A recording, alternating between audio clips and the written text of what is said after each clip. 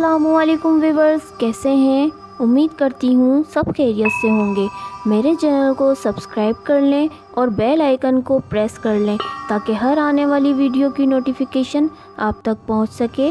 मेरा नाम शुमाइला है और मुझे जिन्नात के बारे में जानने का बचपन से ही बहुत शौक़ है। जिन्नात कहाँ रहते हैं और उनकी खुराक क्या है, इनका रहन सहन, इनके बारे में हर तरह की मालूमात रखने का मुझे बचपन से ही बेहद शौक़ था।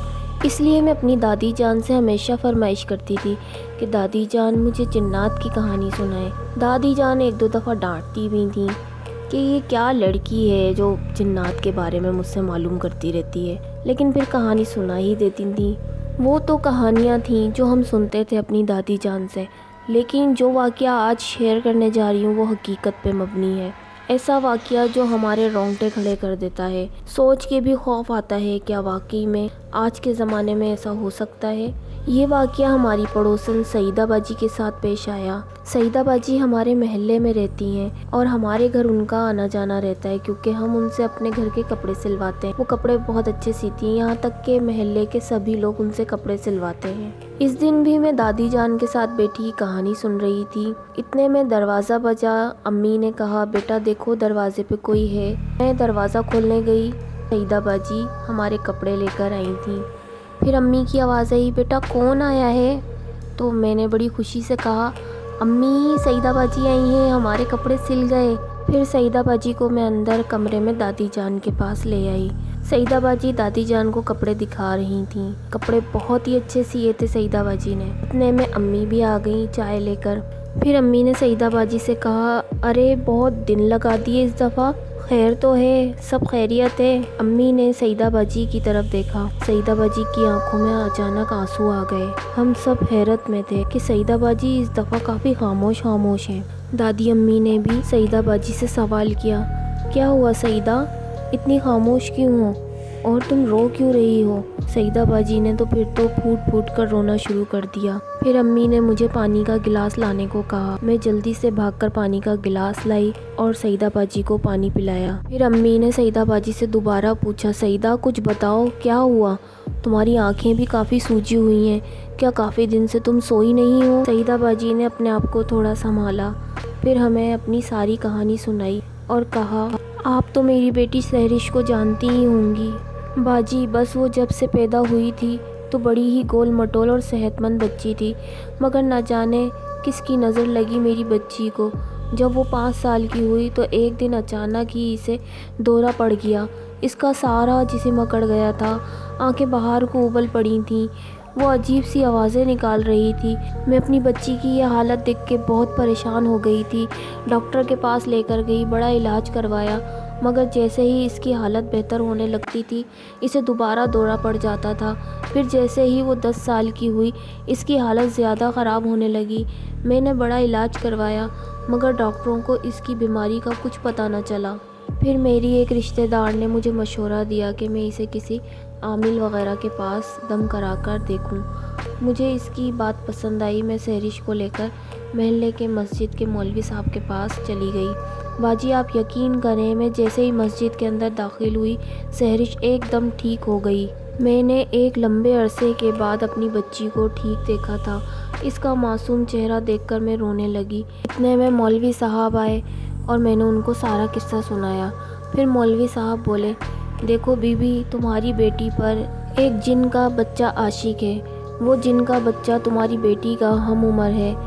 इसने तुम्हारी बच्ची पर कब्ज़ा कर लिया है और जैसे जैसे तुम्हारी बच्ची जवान होती जाएगी वैसे वैसे इसके दौरे बढ़ते जाएंगे।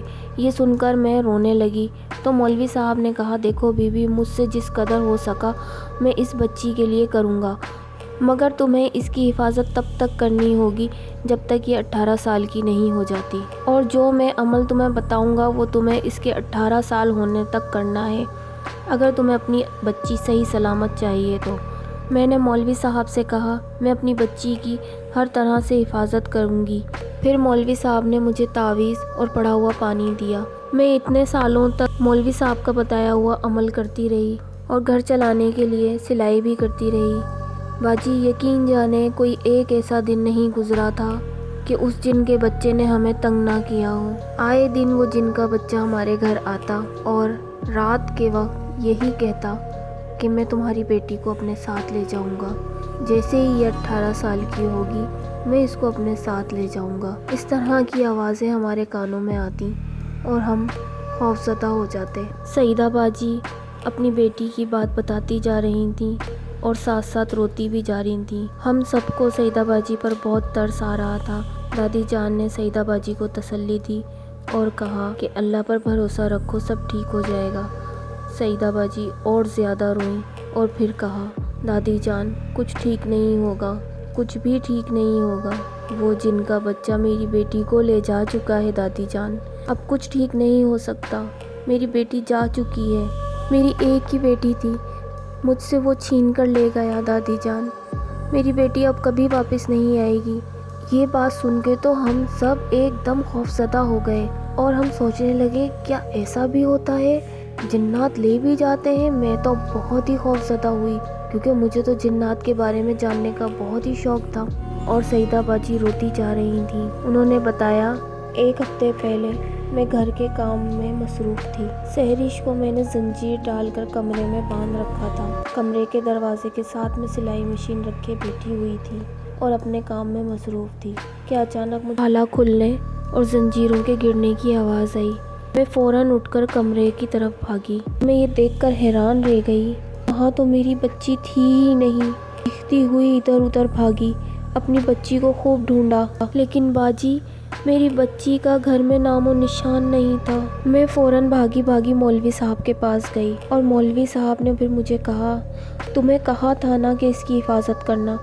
وہ جن کا بچہ کل رات 12 بجے سے تمہاری بیٹی کو لے کر اڑنے کی کوشش کر رہا تھا، کیونکہ کل تمہاری بیٹی پورے 18 برس کی ہو گئی تھی۔ اسے بس ایک موقع چاہیے تھا جو کہ اسے مل گیا۔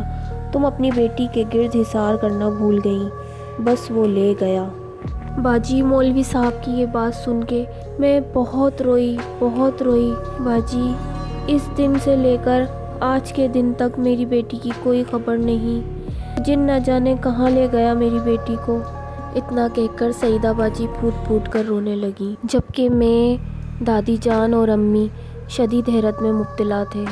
یہ واقعہ سن کے تو میں یہی دعا کرتی ہوں، اللہ پاک ہم سب کو جنات کے شر سے بچائے، آمین ثم آمین۔